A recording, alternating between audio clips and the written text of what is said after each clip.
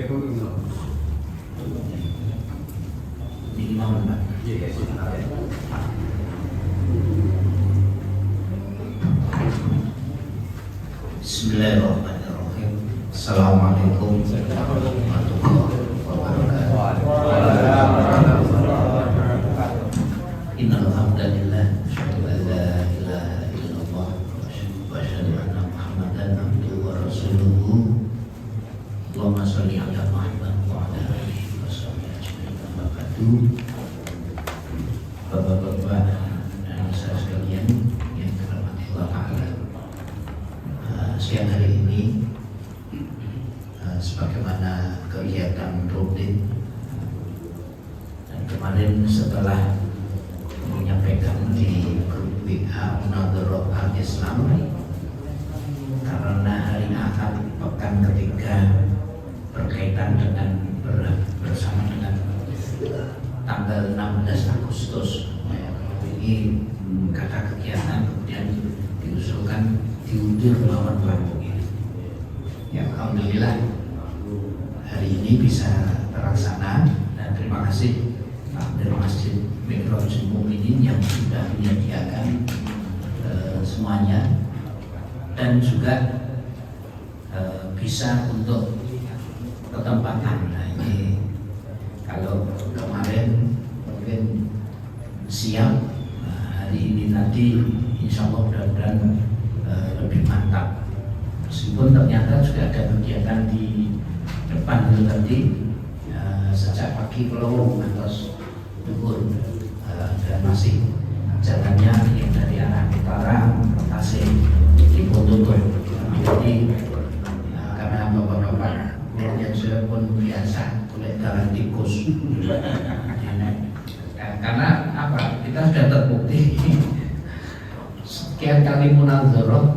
Mungkin kalau ada yang menurut sejak dulu almarhum Kiai Mustafa ketika beliau masih isi, kemudian Kiai Umar Irsadi itu kan sudah jelajah di Solo Minangkori, jadi sudah sampai di mana-mana, sehingga kalau jalannya tertutup kulit jalan diami sudah biasa. Jadi kalau tadi misalnya dari sana ada yang tertutup, saya yakin bapak-bapak sudah cari jalan yang lain. Jadi jalannya ditutup Bali wae, tidak ada di sana.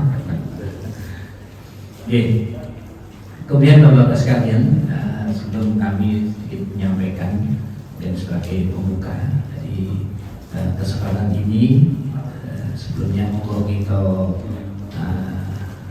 austumorwin khusus pun dumateng Bapak Nur Rahman yang memberi gerak, dan juga kepada sesepuh kita Bapak Kiai Muhammad Sali yang barangkali juga sudah lama tidak, ya, karena beliau memang sudah tidak mungkin untuk bisa hadir, tapi kalau silaturahmi ke sana masih bisa komunikasi Pak Sali.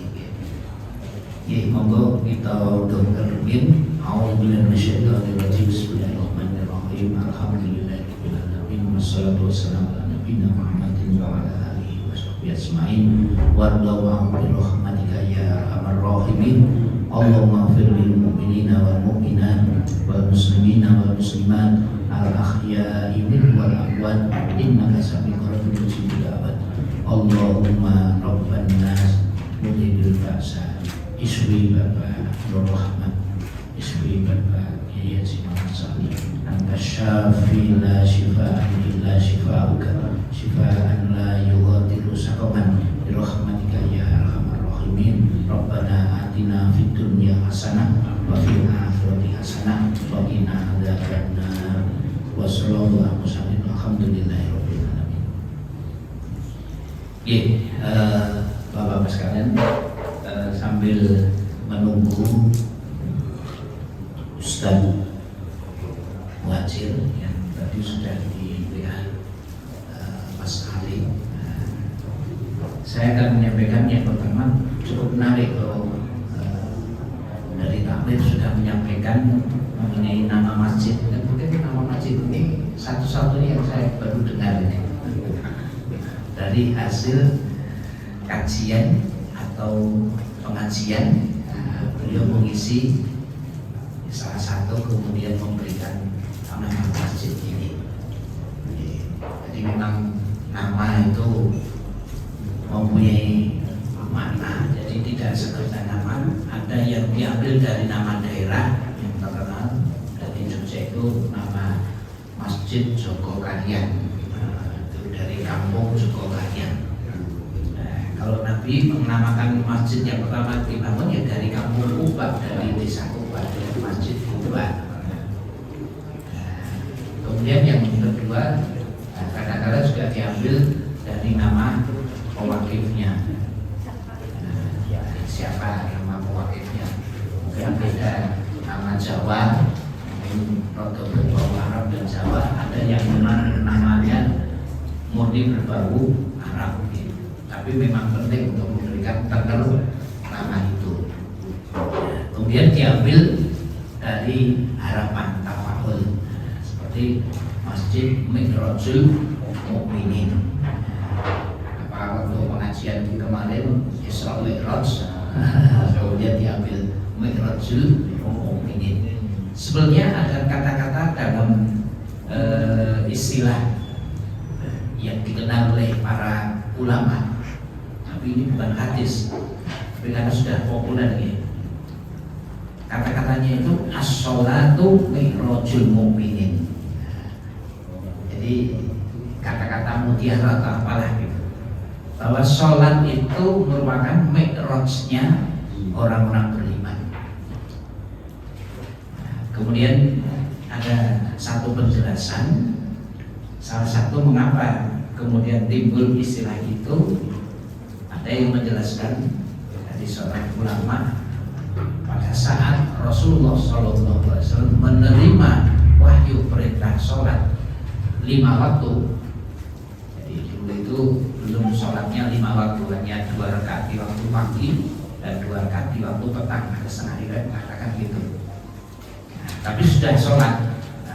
Kemudian setelah menerima sholat 5 waktu itu, Nabi langsung menerima perintah dari Allah Ta'ala.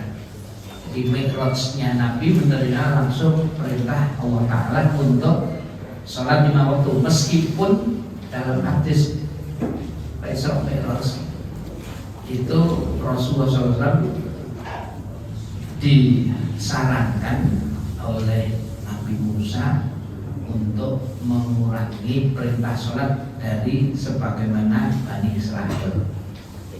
Bani Israel 50 kali waktu sholat, sampai kemudian 5. Nek bener seket menawa kira-kira awake dhewe selah kok bermopo-opo. Sing 5 wae isih pakai senturasi. Itu makna yang tersirat dari Mi'rajul Mukminin, Mi'rajnya orang-orang beriman. Kemudian kalau di dalam penjelasan itu ya, itu merupakan ungkapan atau gambar bahwa jika dikiaskan dengan proses Mi'raj, yaitu naiknya Nabi Muhammad SAW ke Sidratul Muntaha, maka sholat disebut sebagai sarana naiknya orang beriman bertemu Allah SWT. Kemudian di dalam kitab Sahih Bukhari dari Anas bin Malik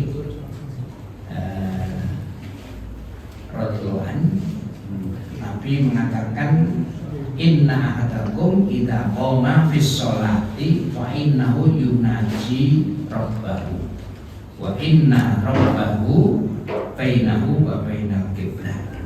Ini digambarkan, sesungguhnya salah seorang dari kalian itu ketika dia mendirikan sholat, dia saged sholat fardu 5 waktu itu atau sholat sunat, sesungguhnya Nabi menggambarkan fa innahu yunaji rabbahu, maksudnya dia itu sedang berbincang-bincang dengan Rabbnya, dengan Allah Ta'ala. Dan ingat sampun bulu didik bulu rendah sedemikian. Maka larangan keras itu wa inna rabbahu bainahu wa bainal qiblah, seakan-akan Allah Ta'ala itu antara dia dan kiblat, ada di depannya. termasuk larangan keras orang melewati di depan orang yang sholat, karena bagi seorang mukmin ini sedang mikrajnya ya, berbincang-bincang dengan Allah Ta'ala. Maka diharapkan sholat itu benar-benar ya difahami tata caranya, kemudian khusyuk. Dan untuk menjaga khusyukan ini memang luar biasa sulit. Lo yakin bapak-bapak yang ada di sini itu kalau sholat persentase khusyuknya pinten persen lah. Mulai Allahu Akbar, wadah saja gangguan itu teko wis sadurunge kenangan kacamata barang sholat malah kelingan. Oh, kacamata ini tak salah kelingan bathuk. Masya Allah. Ya, itu. Tapi apakah sholatnya demikian itu kemudian tidak diterima? Insya Allah tetap diterima. Hanya bagaimana kita berusaha memaksimalkan kekhusyukan itu, karena sedang berbincang-bincang dengan Allah Ta'ala. Ya, kalau anak-anak kita lah gitu, nek sholatmu guyon apa, ana ora lucu sithik, ana wong teko ngono kuwi ora iso guyu bar sholat yang sepikiran itu. Ora ya berpikir iya. Yang sewu kok malah setane malah dimoro ning masjid malah. Kalau saya sering menyampaikan ini guyonan kula Pak. Ya nggak bener ning masjid malah oke setan ini kan ning gereja malah ramu setane malah. Ning ibadah malah khusyuk malah. Sebabnya apa Pak?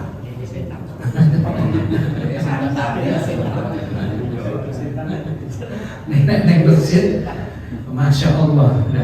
Allahu Akbar, kita nyanding anak kita masih kecil itu. Ketika belum takbiratul ihram, ya menemani. Begitu Allahu Akbar, ono wae wis gawe acara iso ono wae. Ya, tapi saya sering menyampaikan ke tamu masjid, kalau ada anak kita seperti itu, ampun galak-galak kali lari-lari masjid. Ada yang galak, mau murah wedok masjid, rasanya masjid. Nah, barang wong wis mati ra tujuane masjid terus entek. Dan itu kenyataan. Maka bagaimana memanage ini rangkaian dengan sholat, karena kita itu sedang berbincang-bincang dengan Rohnya, dengan Allah Ta'ala, dan antara dia dengan kiblat. Maka persoalan sholat ini dimanapun dia berada itu pasti menghadapnya ke arah kiblat. Jadi tinggal posisi geografi tempat itu, karena pusat di mana orang melaksanakan sholat itu yaitu ke Ka'bah. Meskipun kita sudah berusaha semaksimal mungkin. Jadi kalau di beberapa masjid, misalkan Masjid Agung Keraton Ngayogyakarta, tidak berita itu sekarang sudah diarahkan ke arah kiblat. Dulu para ulama Keraton Ngayogyakarta ya supaya kira-kira arah mulon dan yang arah timur tenang sebenarnya rada ngenceng. Jadi penasaran Pak, ikannya itu rada ngencengnya rada oke banget. Ya karena sekarang kan sudah orang tahu ilmunya. Jadi awal diwajibkan syatrul Masjidil Haram di ayat itu awal bukan pun pokoknya mengarah ke Masjidil Haram. Masjidil Haram marahin mulon. Nah ternyata setelah sekarang ada Google Maps, ya penggunanya tetap mixing diwahi KPT. Monggo sekarang ada kesempatan seperti itu sehingga benar-benar posisi arah kiblat itu tepat. Karena sekarang sudah tidak ada kesulitan Pak. Tapi masjidnya biar nanti sendiri KPT. Saya tidak tahu kalau di sini sudah pernah itu Pak, kira-kira tidak pernah. Kalau dulu orang-orang tiga ketua kita dengan bantuan posisi matahari pada jam 12 siang pas saat di atas Ka'bah kita sudah jam 4 hampir setengah 5 sore, jadi terbang 4 jam sehingga paling gampang ya arahnya pada posisi di mana tiang yang kita dirikan itu tayangannya itu adalah arah kiblat. Tapi kita juga boten maido Pak, karena mungkin ilmunya belum sampai ke sana. Saudara-saudara kita yang dulu ketika zaman Belanda sampai tahun 1930 itu sekarang generasi sudah keempat atau kelima yang ada di Suriname di pantai barat Amerika. Itu ada kepulauan Suriname, itu dari tempat kita jauh sekali. Banyak orang Jawa yang dulu dipekerjakan di perkebunan tebu di sana. Ini dasarnya Islam. Nah, tadi masjid wong ngerti ning Jawa kuwi arai mulon. Nek kono ke berarti diarahke mulon. Apa jadi arai mulon ning kono? Nah, karena belum tahu ilmunya. Jadi yang diambil jarak itu yang paling dekat dengan Ka'bah itu. Nah, nek sekolah Amerika kono wis sudah Ka'bah arai boten mulon ning mental. Nah, ini karena ilmunya saja yang belum sampai ke sana. Kemudian di dalam hadis riwayat Imam An-Nasai dalam Sunan An-Nasai dan Imam Ad-Darimi dari Abdullah bin Abi Aufa radhiyallahu anhu, karena Rasulullah sallallahu alaihi wasallam yuksirul dzikra wa yaqillu al-lagwa wa yutilu sholat wa yaqsurul khutbah ila akhir hadis. Ini kan salah satu petunjuk bagi kita bagaimana kita mengamalkan sunnah itu sedekat mungkin dengan apa yang disampaikan oleh Nabi. Bila Rasulullah SAW nikah, beliau itu memperbanyak zikir. Jadi memperbanyak zikir itu kaitannya dengan wa yuqillu Allah. Jadi zikire mengurangi atau menyedikitkan lahun itu sendal buruk. Jadi perbuatan ataupun kata-kata yang tidak bermanfaat. Ini cara basa Jawa api ora kakean guyonan. Meskipun guyonan tapi juga kadang kala, tapi porsinya banyak zikirnya. Zikir barangkali bisa dengan ucapan kata-kata yang dicontohkan oleh Nabi, disunahkan oleh Rasulullah SAW. Dan ini yang disampaikan oleh Rasulullah ini memang saya teringat di hadis Sahih Bukhari di nomor 38. Jadi gini Pak, Nabi di dalam hadis riwayat Imam Bukhari ini dari Abu Hurairah radhiyallahu anhu dari Nabi sallallahu alaihi wasallam, qala Nabi ngendika inna dina yusrun wa la yushaddatin ahadan illa wallahu. Jadi agama Islam ini mudah gampang dan tidaklah seseorang itu mempersulit dalam agama Islam ini kecuali dia akan dikalahkan. Kalau saya menerjemahkan nanti dikalahkan sesuai jenis. Jadi nanti saya katakan zikir itu kan sudah disyariatkan, dicontohkan.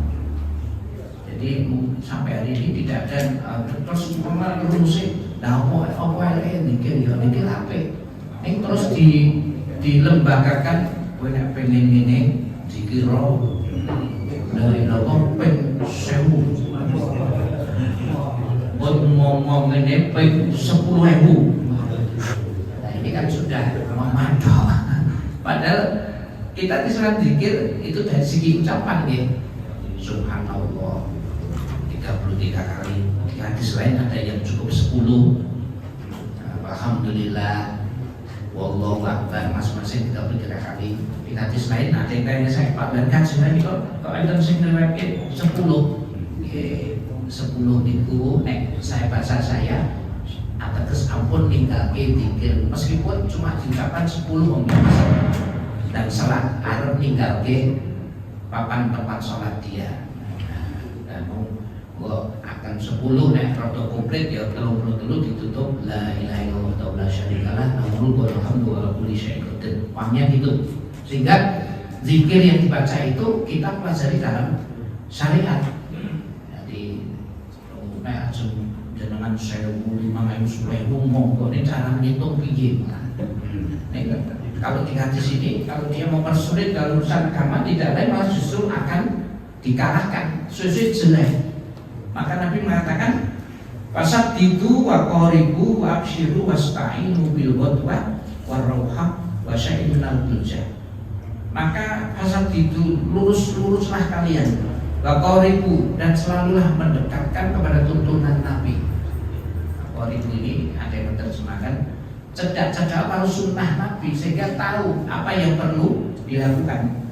Wa abshiru, dan berikanlah kabar gembira, wasta'inu, dan selalulah kalian berdoa dan minta pertolongan kepada Allah Ta'ala bil ghadwah, pada waktu pagi sampai siang, warohah, ini waktu siang sampai menjelang maghrib, kemudian wasyai minal dulja, dan sedikit waktu dari waktu malam. Ada yang menerjemahkan sepertiga akhir malam untuk kita selalu berdoa kepada Allah Ta'ala. Nah, itu yang mestinya dituntunkan dari apa yang Nabi banyak melakukan zikir dan sedikit melakukan guyonan. Ya kadang ya perlu nek mau isinya tadi mau serius terus tidak memberikan satu gambaran sok ya ono guyonan sithik. Nek guyonane ya aja kebablasan. Mau pengajiannya lucu banget itu. Buka nanti rampung mau guyu tok, nah isinya apa? Wis pokoke lucu wae. Iku sifat ada pengajian lah. Wong itu hiburan.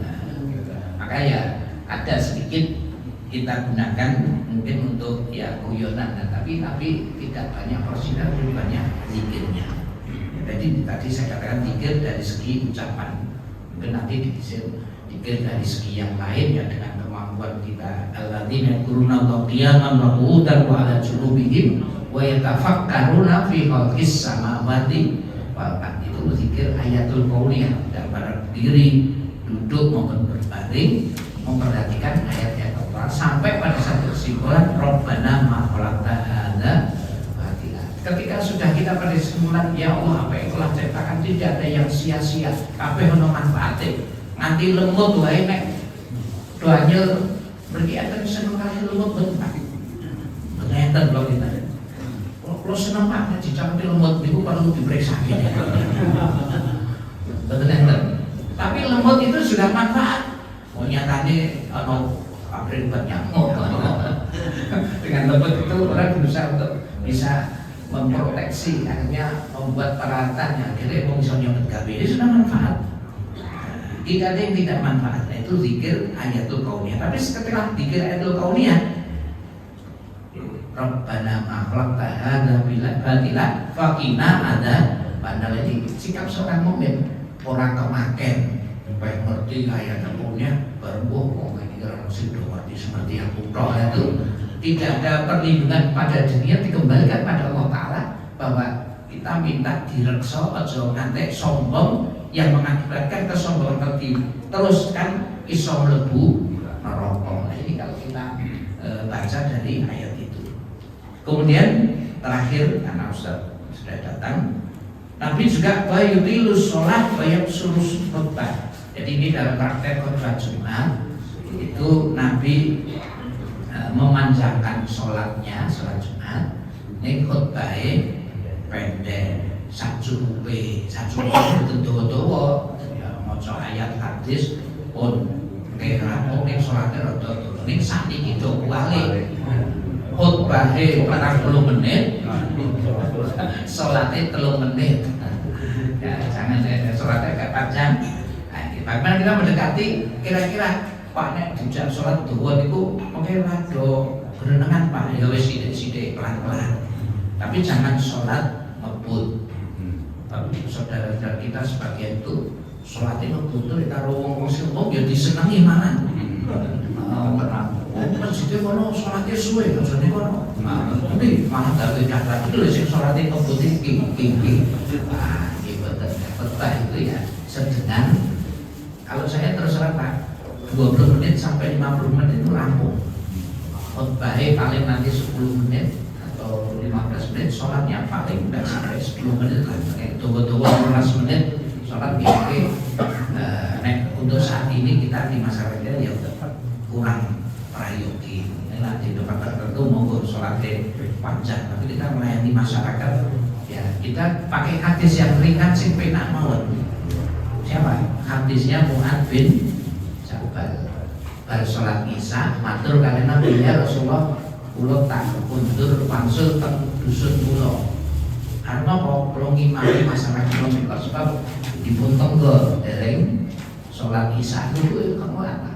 Ngimami teng mriku. Bareng ngimami salam entek jamaah. Kok wis entek. Lapor pada Nabi, lha sing mbok waca apa? Surat Al-Baqarah. Ya, dan Nabi mengingatkan ya aja ngono kuwi salat ya sebatas yang kamu hadapi itu ada orang tua, ada orang punya keperluan. Nah, itu ya dengan dasar itu kita ngomong ke masyarakat ya aja suwe-suwe banget. Kalau sudah sepakat ada apa-apa. Nek ya aja ngebut cepet-cepetan. Makatan Bapak Nabi dari saya tambahan, mudah-mudahan ada manfaatnya. Ini nanti langsung kajian Ustaz Muhajir sudah laku. Saya kembalikan ke Pak Caro. Assalamualaikum warahmatullahi wabarakatuh.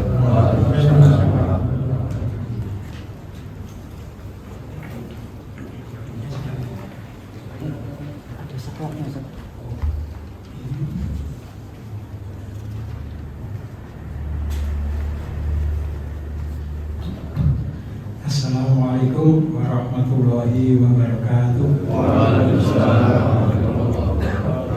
Alhamdulillahirabbil alamin. Assalatu wassalamu ala asrofil anbiya'i wal mursalin wa ala alihi wa sahbihi ajmain.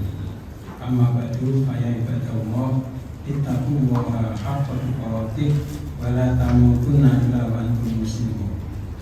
Alhamdulillah, Bapak yang dirahmati Allah, marilah kita senantiasa memanjatkan puji syukur kita kehadirat Allah Subhanahu wa taala atas karunia-Nya pada siang hari ini kita bisa mendatangi pengajian untuk sholat ini, tapi juga sekaligus untuk silaturahim di antara kita. Maka mudah-mudahan kita bisa istiqomah dan semoga karenanya Allah memasukkan kita ke jannah-Nya. Marilah kita melanjutkan. Kemarin sudah sampai hadis hadis halaman 4. Sekarang hadis nomor 3 halaman 4. Ali bin Abbas radhiyallahu anhu, dari Ibnu Abbas semoga Allah meridainya, qala berkata, qala bersabda Rasulullah sallallahu alaihi wasallam, man barang siapa yang yuridillahu, Allah menghendaki, ini dengan orang itu khairan, akan kebaikan, yufaqih Allah pahamkan orang itu, man tadi ya, ini dalam soal agama.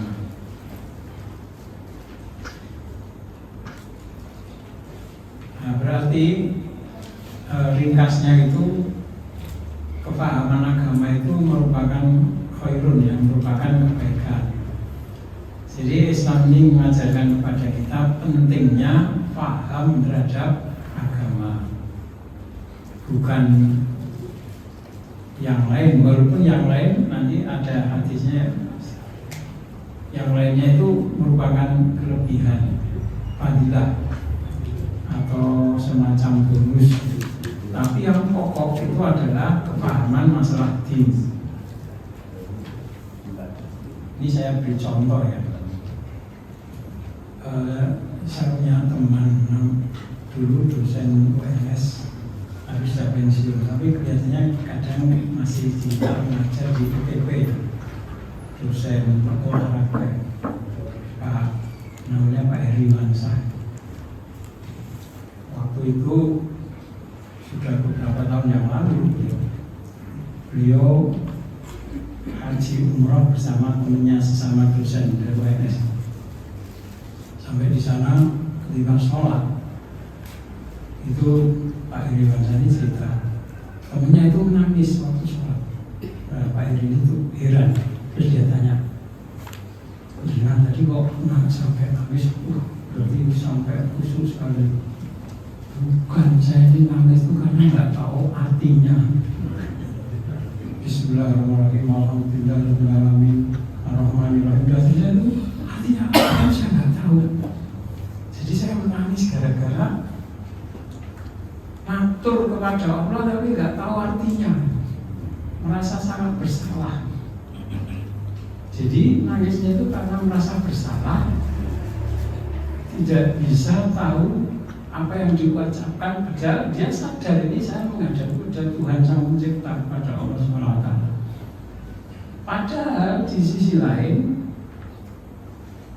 berdua ini kan dosanya biasa membaca, mempelajari literatur dalam bahasa Inggris. Bahasa Inggris tasissus, tahu, paham. Baru surat Al-Fatihah orang mudeng. Jadi merasa bersalah. Akhirnya dua orang ini bukan udah gini aja. Berarti kita nanti kalau pulang ke Solo ngaji, biar tahu surat Al-Fatihah dibaca tiap hari kok orang dengar ini. Nah ini artinya apa? Ini kepahaman agama ya. Beliau berdua paham soal dunia, soal ilmu-ilmu yang dia tekuni. Kalau Pak Heriwansyah itu bukan dosen olahraga ya. Akhirnya pulang, alhamdulillah bisa mengaji. Tapi temannya tadi yang saya juga tidak tahu namanya itu sudah meninggal. Pak Heriwansyah masih. Nah, jadi bahwa ilmu-ilmu yang lain itu adalah sebagai fadilah ya, sebagai keutamaan. Tapi agama jangan sampai dilupakan. Nah, seseorang diberi kepahaman agama itu juga merupakan karunia dari Allah, karena tidak semua orang mudah memahami. Nah, maka kewajiban kita sedapat mungkin untuk memahami agama dan sedapat mungkin untuk mempraktekkan dari ilmu itu. Tidak perlu berlomba-lomba dalam arti ininya ya, wah saya harus lebih paham.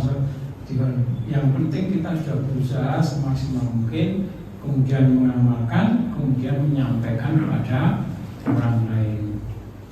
Di satu sisi bahwa kepahaman agama ini adalah kelebihan yang Allah berikan ya, tapi di sisi lain harus juga kita ingat itu masih menuntut bukan sekedar paham, bukan sekedar pinter ilmu agamanya, tapi dituntut pengamalannya. Jadi masih masih separuh. Nah, maka kita tidak perlu kecil hati. Misalnya aku pirang-pirang tahu kok mau cek gruta berarti iso fase-fase. Loh, itu jangan mengecilkan hati kita, karena tadi kefahaman itu memang satu kelebihan, tetapi justru yang lain itu adalah pengamalannya itu. Nah, masing-masing dari kita beramal sesuai dengan kesungguhan kita dalam beramal. Baik, kemudian kita lanjutkan hadis 4. An Anas bin Malik, dari Anas bin Malik radhiyallahu anhu, qala berkata, qala bersabda Rasulullah sallallahu alaihi wasallam, tolabul ilmi, mencari ilmu itu fardhatun, fardu ya, kewajiban, ala kulli muslimin, atas setiap muslim. Wa wadi'ul ilmi, dan orang yang meletakkan ilmu inda, kepada ghairi ahlihi, selain ahlinya, ka muqallidil khonazir, ka seperti muqallid, orang yang mengalungkan al-khonaziri, kepada babi. Mengalungkan apa? Al-jawharo, intan permata, wal lu'lu'a, dan mutiara, wal dhahab, dan emas.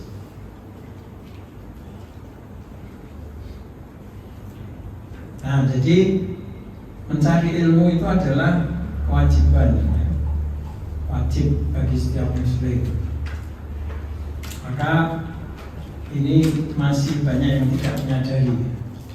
Seringkali orang awam, muslimin awam tidak merasa bahwa ini adalah wajib, sehingga mereka mencukupkan diri setiap Jumat ikut sholat Jumat. Nanti kalau puasa Ramadan ikut Ramadan, puasa. Sehingga masih banyak hal yang belum mereka pahami, bahwa ada hal yang penting yang harus dipahami. Nah, maka pentingnya kita juga sering menyampaikan masalah ini ya kepada awam. Kayak di waktu ya kita itu terhubungnya ke orang awam itu kan untuk zaman kita sekarang ini ya, itu di khutbah Jumat, di Ramadan itu, kultum itu kan, di sholat Idul Adha, Idul Fitri. Nah, itu yang awam ya, yang belum paham itu disampaikan ya. Kalau yang sudah tingkatannya lebih tinggi, lebih paham kan, terus mencari ilmu ya, mengikuti pengajian. Nah, maka dalam kesempatan seperti itu hendaklah dipahamkan. Dan kepada orang awam itu sebaiknya menyampaikannya itu secara lugas. Artinya misalnya di hadis ini disampaikan apa adanya langsung, sehingga ada kalimat-kalimat anjuran atau perintah ya. Tidak semacam pidato yang berputar-putar. Itu pernah Ustadz dari Yogyakarta, Taib Fauzilatin itu ya, Fauzilatin itu pernah menyampaikan di SMK Al-Islam waktu kita undang. Itu kelemahan bagaimana orang sekarang ini sulit untuk mendekatkan anak-anak pelajar pada agama. Nah, beliau menganjurkan salah satunya dalam soal-soal khutbah Jumat atau pengajian, sampaikan saja langsung perintah Al-Quran, kalimat perintahnya itu ditegaskan. Itu saja hadis. Jangan sampai memakai bahasa-bahasa yang sangat dihaluskan ya. Bahwa seorang mukmin itu memiliki kewajiban ini dan itu. Nah, itu kan tidak secara langsung. Tapi kalau ini carilah ilmu misalnya itu, atau kewajiban mencari ilmu adalah fardu bagi setiap muslim. Nah, langsung ditekankan. Nah, kepada orang awam itu seharusnya pakai bahasa-bahasa langsung yang tegas itu. Sehingga apa yang diperintahkan dalam Al-Quran dan hadis itu jelas, tegas. Kemudian di sini bahwa diul ilmi inda ghairi ahli, memberikan ilmu kepada yang bukan ahlinya. Bukan ahlinya itu bukan maksudnya ahli dalam arti yang pinter ya, bukan pemiliknya ilmu ya. Itu seperti menaruhkan perhiasan-perhiasan itu di lehernya babi, nggak ada manfaatnya. Babi dikasih intan mutiara itu kira-kira tambah cakep apa enggak? Kalau intan kalung gelang ditempatkan di perempuan cantik, mungkin nggak tambah cantik kan? Tapi kalau di babi ya nggak ada manfaatnya, malah digunglangi nembang peceran ya. Nah, jadi nggak ada manfaatnya sama sekali. Begitu juga Al-Quran, Sunnah, ilmu agama itu ilmu yang sangat berharga, yang luar biasa. Ibarat intan, ibarat mutiara, ibarat emas. Tapi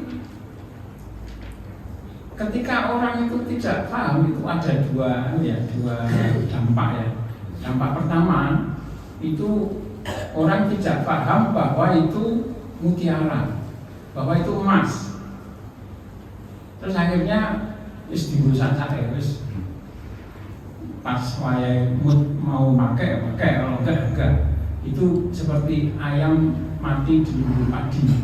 Ayam itu sebenarnya makanannya padi, tapi karena bodohnya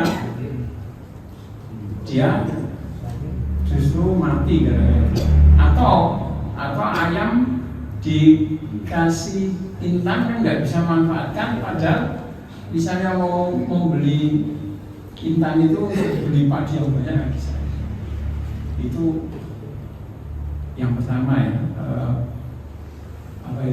perwujudan dari orang yang seperti babi ini.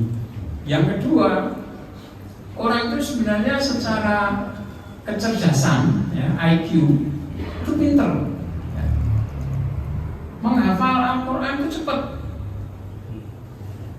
hafal. Bahkan ada yang konon sampai sudah bisa hafal 30 juz. Tapi karena tidak merasa bahwa itu emas, bahwa itu tidak merasa itu sesuatu yang berharga, akhirnya dia tidak amalkan. Maka dulu ada kan yang sampai viral, seorang perempuan katanya hafal 30 juz tapi murtad, malah ngelek-ngelek Al-Quran. Itu sudah hafal 30 juz tuh. Tapi ketika menjelaskan isi Al-Qurannya itu berputar-putar. Ya namanya itu tadi, namanya khonazir ya, babi seramuk dengan emas ya. Begitu juga ada yang pernah disampaikan oleh Ustadz Tengku Zulkifli ya, itu pernah menyampaikan ini anak-anak santri ini yang tahfidz ternyata banyak yang kalau subuh saja tidak sholat subuh, mesti kalau bangun kesiangan. Padahal sudah hafid, berarti dia belum paham bahwa ilmu yang dia miliki itu intan, ilmu yang dia miliki adalah emas tadi ya.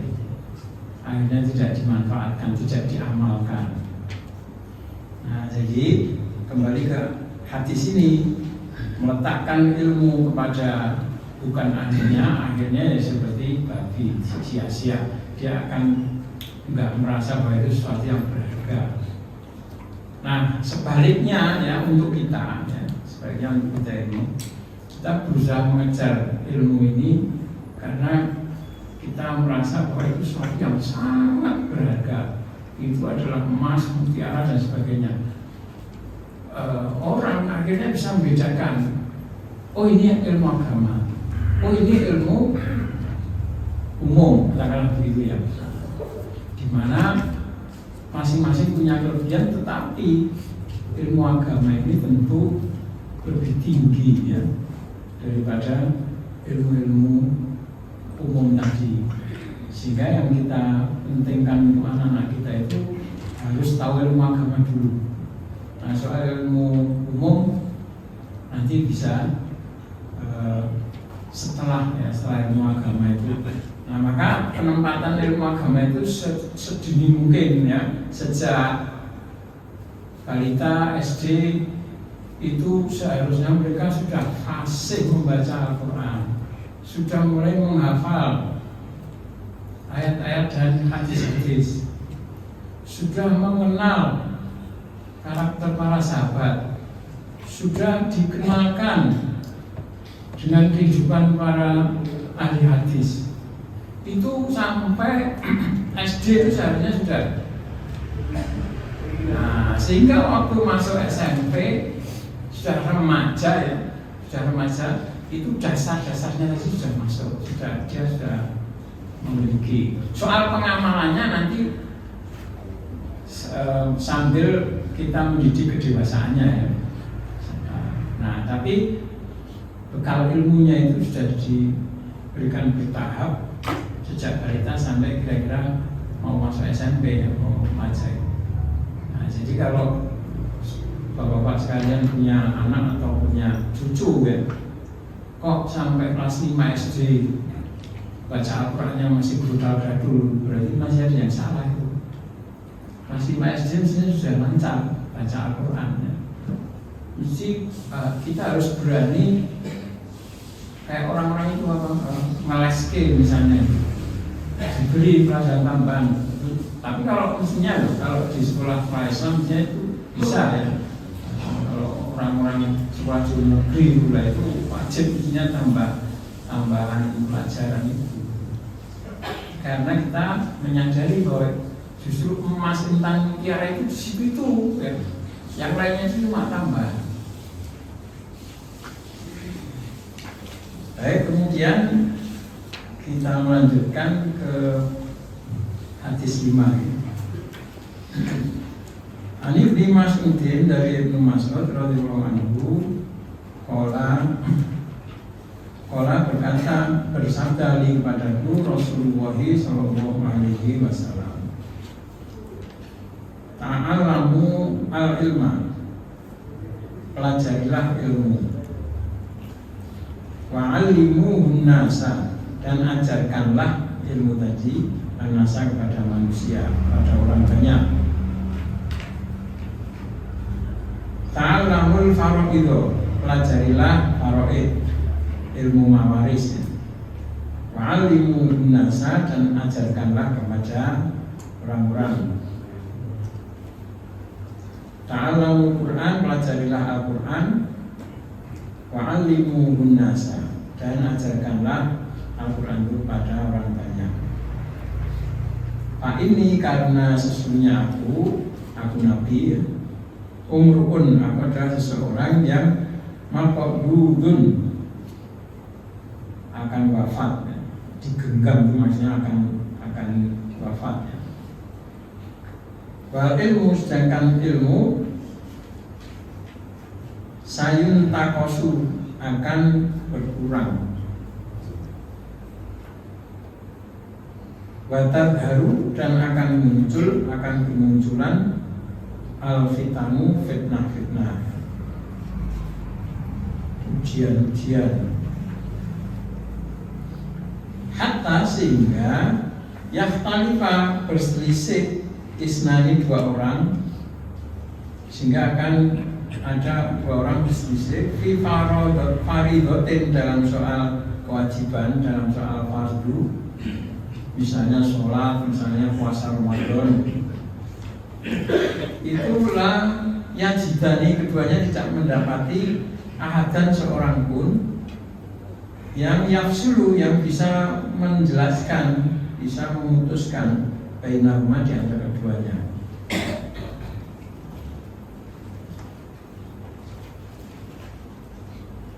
Faridoh itu fardu, bisa sholat, bisa puasa Ramadan, atau bisa mawaris tadi ya. Soal ilmu mawaris itu yang paling dahulu hilang itu ya. Hadis ini diriwayatkan oleh Imam Darimi. Nah, ini sesuai dengan hadis yang ilmu ada salah satu, ilmu ada tiga. Oh, masih nanti ya. Kalau Ustaz, Ya. itu di riwayat Imam Darimi ya. Tapi kalau yang di riwayatnya Imam Toyalisi, Sunan An-Nasai, kemudian ada juga di sini di tapi itu tidak sayung takosu, tapi sayung kopi itu. Nah, mungkin ini ya. Oh ya, sayung kopi itu akan dicabut, akhirnya juga akan dipraktek sayung kopi. Cuma matanya berbeda. Kalau dalam Imam Darimi tadi kan sayung takosu, kalau di riwayat lain Imam Nasai sayung kopi itu. Ya, sayung kopi itu sama dengan makbudun tadi ya. Orang-orang yang berilmu nanti akan makbudun, akan wafat. Nah, otomatis ilmunya juga terangkat ya. Nah, maka sebelum terjadi seperti itu, hendaklah kalian pelajari faraid, pelajari Al-Quran, pelajari ilmu-ilmu itu. Ini kalimat ini juga bermakna wajib ya, karena disitu ta'allamu ya, pelajarilah, wa'allimu, dan ajarkanlah. Jadi apa? Sifatnya itu wajib ya, perintah dari Rasulullah SAW. Sehingga kita wajib mempelajari itu sebagai fardu ain ya. Makanya di atas tadi kan kulli muslimin ya. Ala kulli muslimin. Jadi fardu ain. Berbeda dengan ilmu selain itu. Ilmu selain Al-Qur'an, selain sunnah, selain faraid itu fardu kifayah. Asal yang satu orang muslim sudah ada yang mempelajari, yang lain bebas kewajiban. Belajar ilmu kedokteran, ilmu matematika, ilmu teknik itu fardu kifayah. Tidak semua orang wajib. Tapi belajar Al-Quran, belajar sunnah itu fardu ain. Besok kita akan ditanya oleh Allah. Nah, terus di sini kepentingannya itu kemudian wa'alimun nasa, wa'alimuhun nasa. Ajarkan itu pada manusia, pada orang-orang. Karena apa? Ilmu itu nanti akan dicabut, akan berkurang. Sehingga nanti ketika sudah nggak ada orang yang memahami ilmu dalam hal-hal yang pokok sekalipun, hal yang penting, yang fardu, itu orang bingung, tidak tahu harus bertanya kepada siapa. Nah, sekarang kita hidup zaman masih banyak ulama, masih banyak pondok ya. Nah, itu kewajiban kita untuk mempelajari ilmu itu. Maka kaitannya dengan masjid-masjid yang kita menjadi pengurusnya, nah ini seharusnya ada program itu ya. Masjid diadakan program majelis taklim minimal seminggu sekali misalnya itu. Apakah tafsir, apakah hadis. Jangan sampai sudah mengandalkan Jumatan saja. Atau itu Ahad pagi biasanya ya. Nah itu. Jadi semakin banyak semakin bagus. Ustaz, ini ternyata saya cek di Sunan Darimi nomor hadis 223 itu lafalnya matanya ini fa'in nimruun maqbudun wal ilmu sayung kobadu. Kalau yang tadi kan sayung kobidu, yang di sebelumnya tadi kalau sayung takosu itu di sini itu saya lihat dasarnya ngambil dari mana? Kalau Imam Darimi sayung takosu itu kemungkinan besar cetakan apa teksnya ini itu makanya perlu yang disebut dengan tahqiq ya. Itu kelihatannya ini Ustaz Abu Zaid kan sudah mulai mentahqiq tapi nggak tahu. Nah, di tahqiq perlu dibuka kitab aslinya. Nah, kalau ada kitab aslinya itu minimal mungkin Maktabah Samilah. Maktabah Samilah kan selalu diperbarui ya. Itu minimal dicek dari situ. Kemudian kalau perlu punya kitab-kitab aslinya bisa dibuka. Barangkali ada salah kutip ya. Kalau ini kan sudah masuk ke cetakan, ini kan masuk ke komputer ini. Jadi, nah waktu ngetiknya itu, tapi kalau yang saya lihat yang di teksnya di hadis 223 Imam Darimi itu memang sayung kopi itu, sayung kobadu. Kalau tadi kan yang di teks sebelumnya itu kan sayung kopi itu bersama nih, sayung kopi itu. Oh itu beda anunya dokter, harokat. Jadi sayung kobadu kalau di sini sayung kopi itu, tapi kalau di sini sayung sayung takosu ya, sayung takosu. Nah yang sayung takosu itu ini ngetik keliru atau memang dari teks aslinya? Tapi kalau saya lihat di dua sumber tadi kobadu ada dasarnya memang. Ya memang perlu dicek tadi. Kalau di Imam Kitab Bukhari biasanya ada beberapa hadis yang memang beda sedikit itu, terus ada benarnya. Tapi kalau di seperti kitab-kitab yang lain, saya tidak tahu apakah hadis ini ada yang serupa tapi beberapa hadis atau cuma satu. Kalau cuma satu ya perlu meluruskan yang sesuai kitab aslinya maksudnya. Tapi memang ada kalau kita belajar hadis itu periwayatan secara makna dan ada periwayatan secara lafal yang banyak ditulis ya, yang banyak ditulis oleh Imam Bukhari itu periwayatan secara lafal. Jadi perbedaan lafal sedikit saja itu dibuatkan jalur hadis lain. Padahal isinya hampir sama, cuma lafalnya satu kata berbeda. Tapi yang selain Bukhari itu banyak di situ periwayatan secara makna. Mungkin ada beda-beda sedikit tentang itu, tapi maknanya yang sama. Ya itu namanya para ahli hadis juga manusia ya, ada kelemahan, kelebihan, kekurangan. Cuma yang jelas bahwa intisari ajaran Islam itu dijamin oleh Allah sampai kepada umat manusia.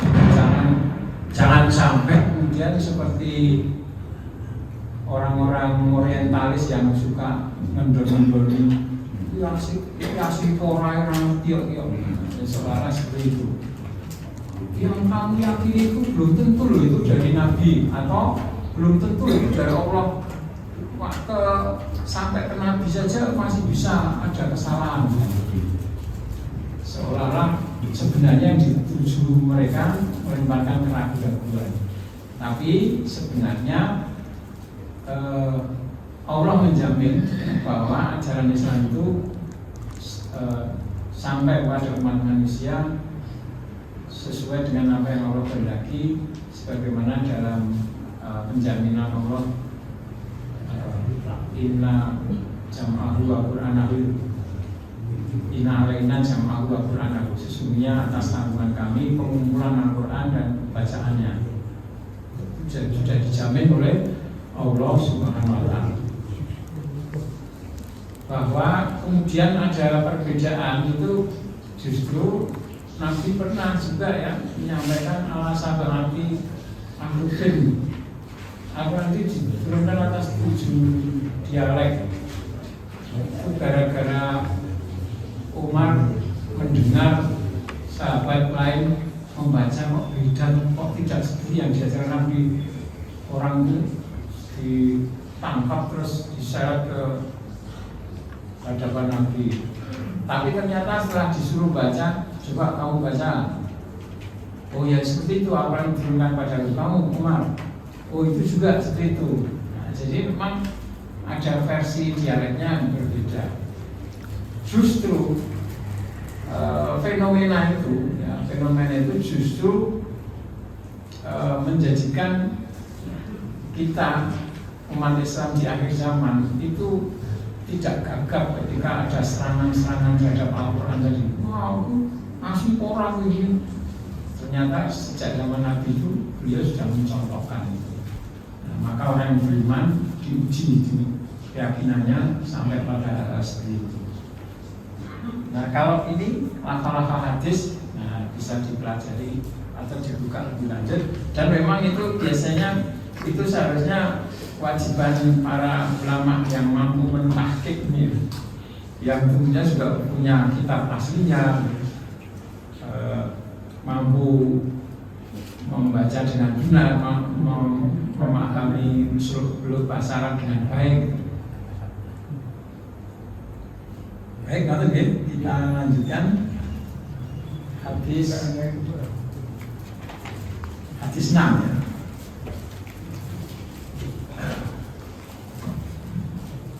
An Abdullah bin Amr, dari Abdullah bin Amr bin As radhiyallahu anhum, semoga Allah meridai mereka. Anna, bahwasanya Rasulullah sallallahu alaihi wasallam qala bersabda, al ilmu itu salah satu, ada 3. Wa ma siwa dalika, dan apa yang selain itu, selain 3 itu, bahwa maka dia itu fadlun, keutamaan. Ilmu-ilmu lain itu hanya sebagai fadilah, fadlun. Keutamaan itu ya gampangnya bonus ya. Yang pertama ayatun muhkamatun, ayat yang menjadi hukum, yaitu Al-Quran ya. Ayatun muhkamatun, ayat yang dijadikan hukum. Au sunnatun qaimatun, yang kedua sunnah yang lurus. Au yang ketiga faridotun adilatun, pembagian waris yang adil, ilmu waris yang adil. Nah, jadi ilmu yang sejati, yang wajib. Nah, kalau ini yang selain itu disebut fadlun. Kalau yang tiga itu tadi fardu tadi, faridoh tadi, faridotun. Jadi ilmu yang faridoh, yang fardu, yang fardu ainnya itu tiga, yakni Al-Quran, Sunnah, dan Faraid. Sedangkan yang lainnya, ilmu lain itu sebagai tambahan, sebagai fadilah. Maka berarti kita sebagai umat Islam memang membedakan ya, mengkategorikan. Kan kadang-kadang juga ada orang jangan sampai mendikotomikan. Ini ilmu umum, ini ilmu agama, sehingga seolah-olah ilmu umum itu nggak ada manfaatnya sama sekali. Sebenarnya dari hadis ini dan tadi ya, yang nomor 4 tadi, itu memang seperti itu. Nabi sendiri yang mengkategorikan ya. Ilmu yang paling utama, ilmu yang wajib, dan ilmu yang fadilah. Ya, berarti memang beda. Nah, hanya saja kita harus bisa menempatkannya. Itu tadi, kalau zaman modern sekarang ini berarti anak-anak kita sampai pada usia sebelum remaja itu harus sudah dibekali itu dulu. Yang pertama ilmu Al-Quran, ilmu Sunnah, membaca bisa fasih, berusaha menghafal, mengenal hadis-hadis ya. Nah, itu harus kita berikan. Walaupun ilmu-ilmu yang lain juga boleh ya, matematika, fisika, biologi, dan seterusnya. Tapi tetap memang di sini berbeda. Hanya saja memang betul semua itu berasal dari Allah SWT, ilmu yang lain. Maka di dalam surat Al-Alaq ya, Iqra bismi rabbikal ladzi khalaq, khalaqal insana min 'alaq. Iqra wa rabbukal akram alladzi 'allama bil qalam 'allamal insana ma lam ya'lam. Allah mengajar manusia, mendidik manusia itu dengan kolam, dengan tulisan, dan mengajarkan apa yang dia tidak ketahui. Nah, ini ilmu yang umum, yang tidak sebatas agama. Semua ilmu itu memang berasal dari Allah. Ilmu fisika, matematika, biologi. Allah ajarkan pada manusia yang sebelumnya tidak tahu. Akhirnya manusia bisa mengembangkan dengan kolam, dengan tulisan. Tidak sekedar pada saat para penemu kemudian berhenti, tapi ditulis. Setelah ditulis yang dikembangkan, diteruskan gitu. Bukan berawal dari nol lagi, bukan. Cara Allah memberikan ilmu seperti itu, sehingga akhirnya manusia bisa menemukan ilmu tadi. Itu juga dari Allah ya. Kalau di surat Al-Alaq tadi semua ilmunya secara umum, sedangkan yang secara khusus di hadis ini itu yang wajib. Tapi juga ada ilmu ya, ilmu yang sebenarnya itu juga Allah menguasai, tapi hanya untuk ujian, yaitu ilmu sihir. Ilmu yang haram dipelajari itu ilmu sihir. Dalam hadis-hadisnya disebutkan sihir itu kesyirikan. Tapi sebagai ilmu itu dipelajari saja haram, tidak boleh. Beda dengan ilmu mencuri. Mencuri itu perlu dipelajari juga oleh polisi, tidak haram. Ilmu tentang komunis, ajaran komunis perlu dipelajari.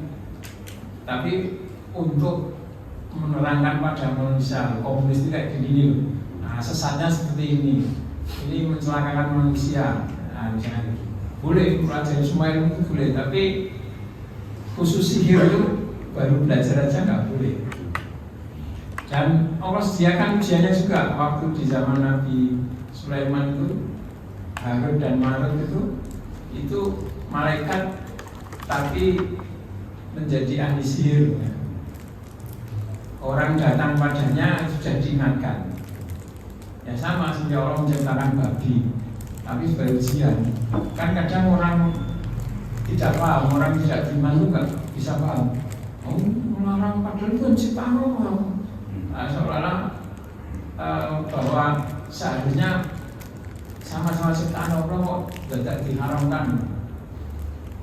Padahal itu sebagai ujian saja ya, untuk menguji keimanan bagaimana mentaati perintah Allah Subhanahu wa taala. Nah, maka di sini ada 3 yang wajib. Ini pernah saya sampaikan ya, perumpamaannya yang mudah, yang orang berpakaian itu. Pakaian itu yang wajib menutup aurat dari pusar sampai lutut, itu yang wajib. Kalau pakaian yang lainnya itu aksesoris ya, tambahan, fadlun.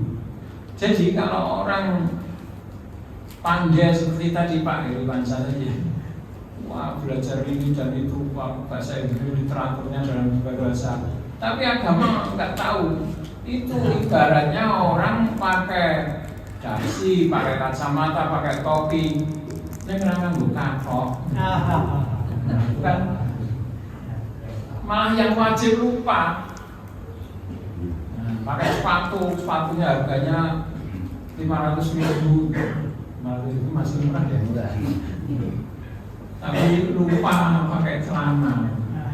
Ya, itu masih berharga. Orang yang kalau zaman dulu cuma pakai koloran kerja di pasar masih banyak ya.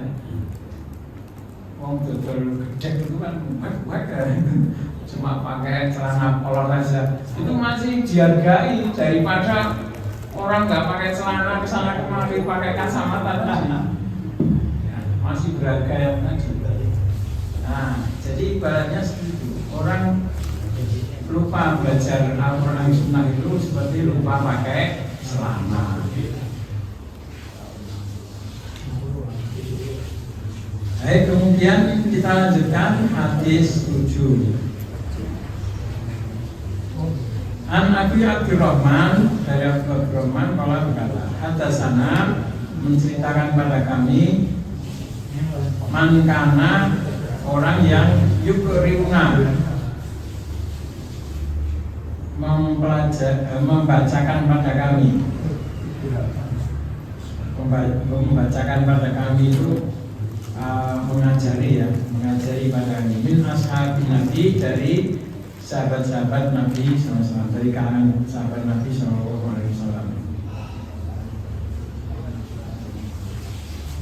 Anak bahwasanya mereka para sahabat kamu adalah yaktarikuna, mereka mempelajari min Rasulillah, dari Rasulullah SAW, asra ayatin, 10 ayat. Mereka belajar dari Nabi 10 ayat. Fala yakuluna, maka tidaklah mereka mengambil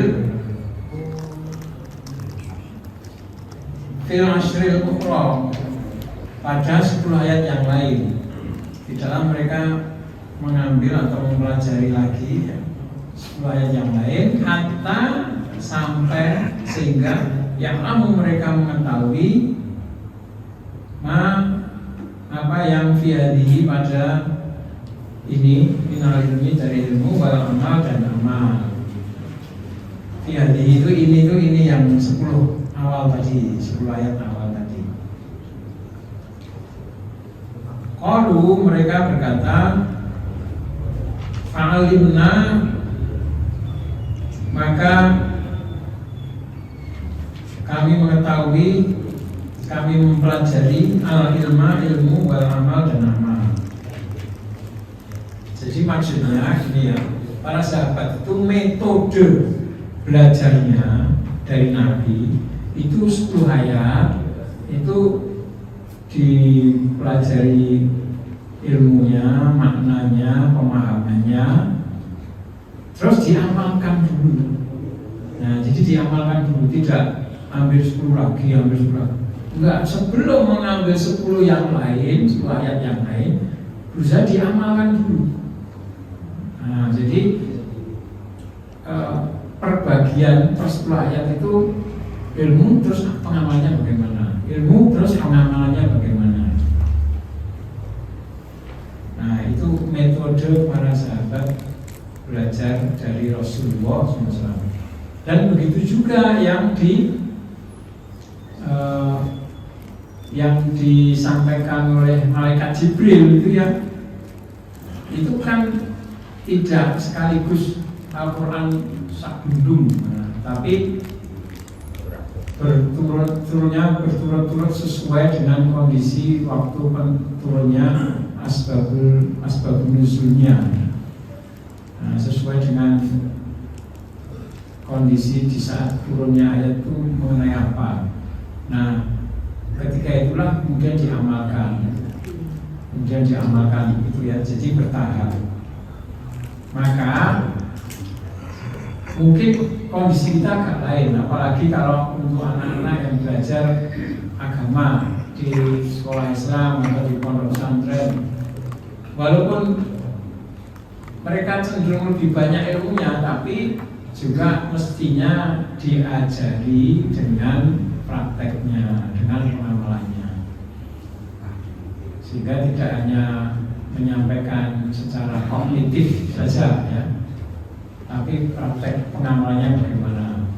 Anak-anak juga diajari sholat, bukan cuma ilmunya tapi praktek berjamaah bagaimana, mengatur shaf bagaimana, membaca bacaannya bagaimana. Itu mestinya jadi bagian dari kurikulum sekolah-sekolah Islam ya. Kadang-kadang banyak ya sekolah-sekolah Islam itu tidak dicek sholatnya, bacaannya, tidak dicek cara mengatur shafnya, bahkan cenderung kadang mengatur shaf saja kurang disiplin. Yang lebih memprihatinkan itu malah gini, ada guru yang berusaha memperhatikan itu ngatur ya shafnya, satu persatu itu dibenahi. Tapi ini guru ini kan tidak setiap hari, yang lainnya nanti tidak disiplin, dia sendiri malah sopeo saya. Jadi akhirnya murid itu guru baik apa dari guru itu malah tidak bisa rapat. Akhirnya kan beda, itu susah kalau seperti itu ya. Maka guru itu sebenarnya juga satu visi dulu ya, persepsinya sama dulu bagaimana cara mengatur shaf itu. Repotnya kadang-kadang perbedaan pendapat lah, ya sudah kalau seperti. Nah, dalam hal ini belajar tapi juga harus diajari prakteknya, terutama dalam soal-soal persoalan kehidupan sehari-hari. Mungkin kalau boleh saya menganjurkan ya, di tempat Bapak sekalian, misalnya di masjidnya itu, di jamaahnya itu dipraktekkan. Misalnya ada jamaah masjid yang sakit, kita nengok bareng-bareng. Dulu Nabi kan juga gitu ya, ngajak Abu Bakar, Umar untuk nengok siapa sahabat yang sakit, terus didoakan. Terus misalnya kalau ada yang meninggal, segera dimandikan, diurus itu dengan baik ya. Nah, jadi dipraktekkan, diamalkan.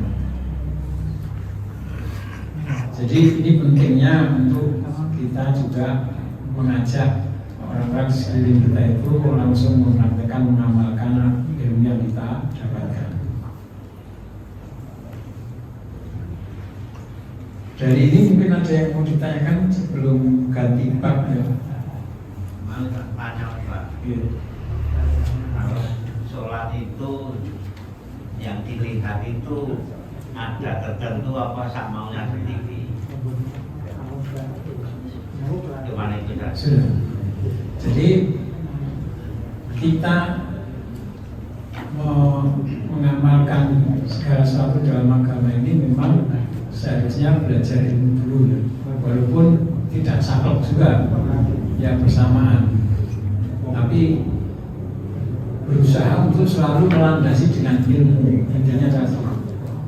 Kalau Imam Bukhari kan ada babnya khusus al-ilmu qabla qauli wal amal. Ilmu itu seharusnya dipelajari dulu sebelum berkata dan beramal.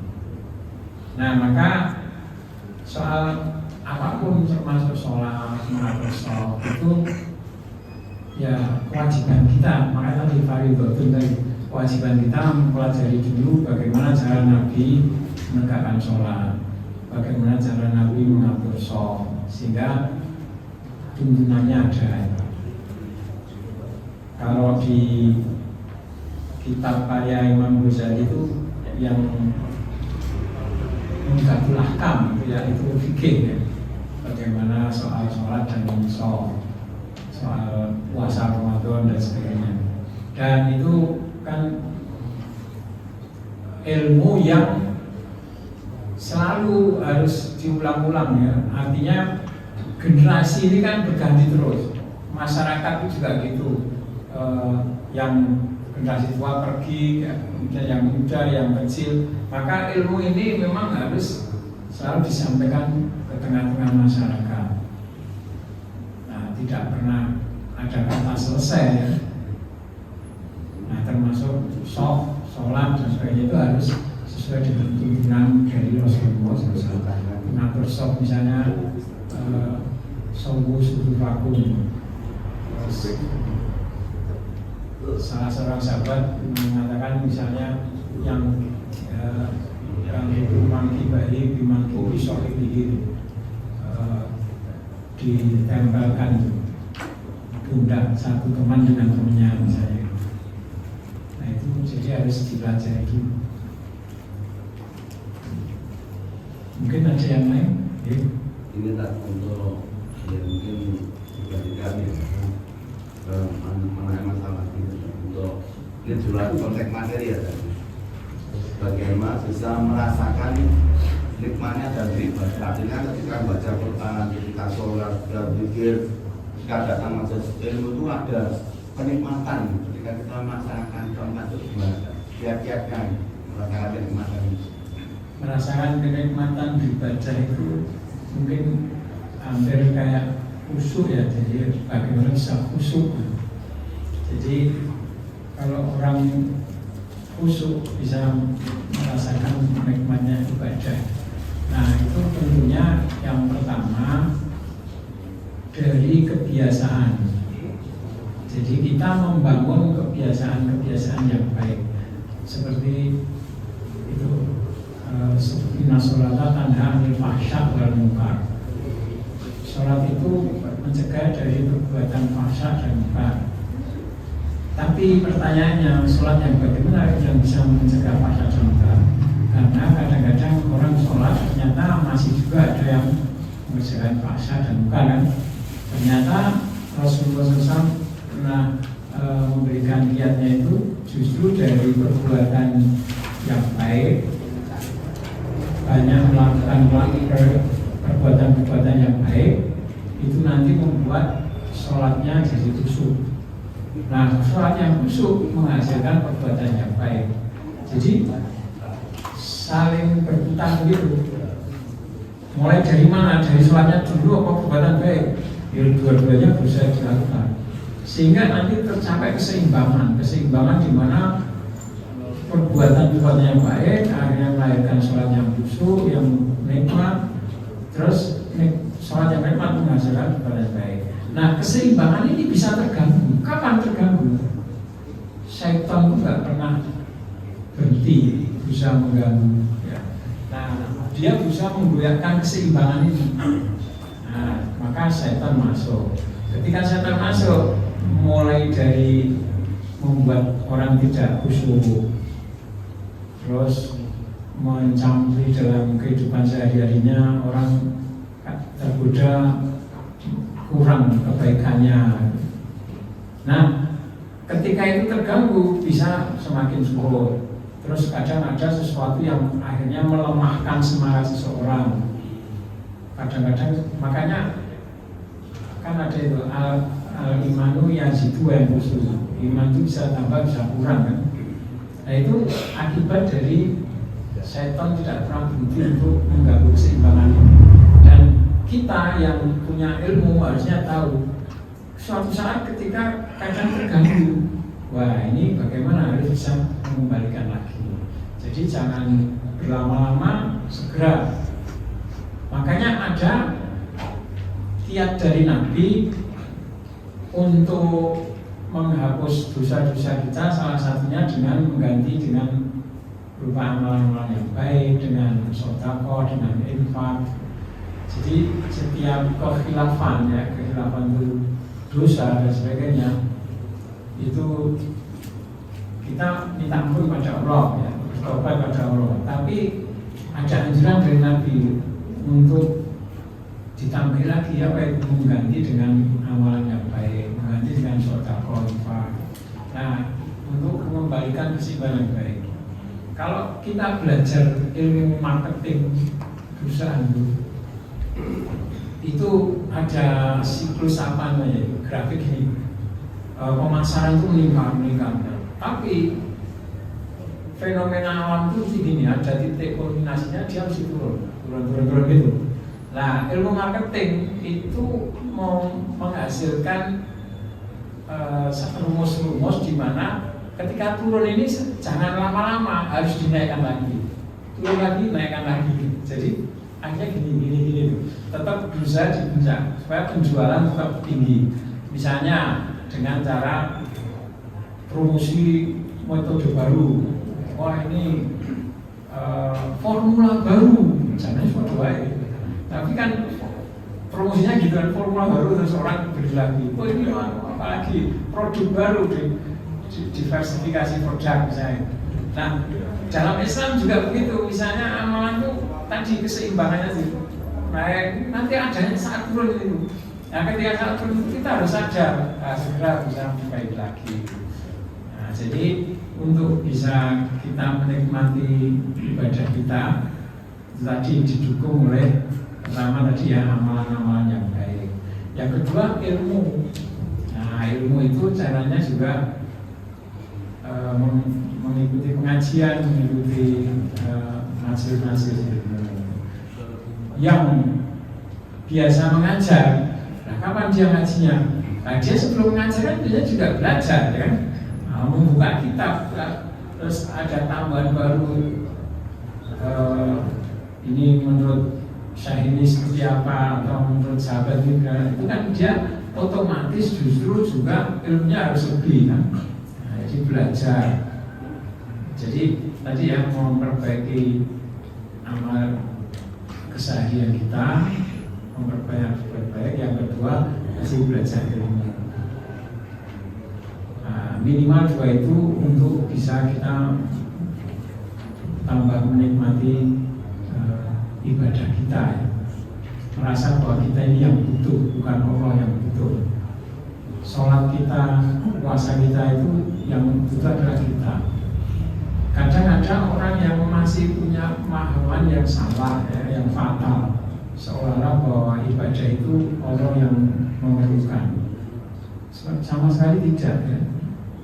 Nah itu buktinya kalau seperti itu Allah memerlukan, benar itu.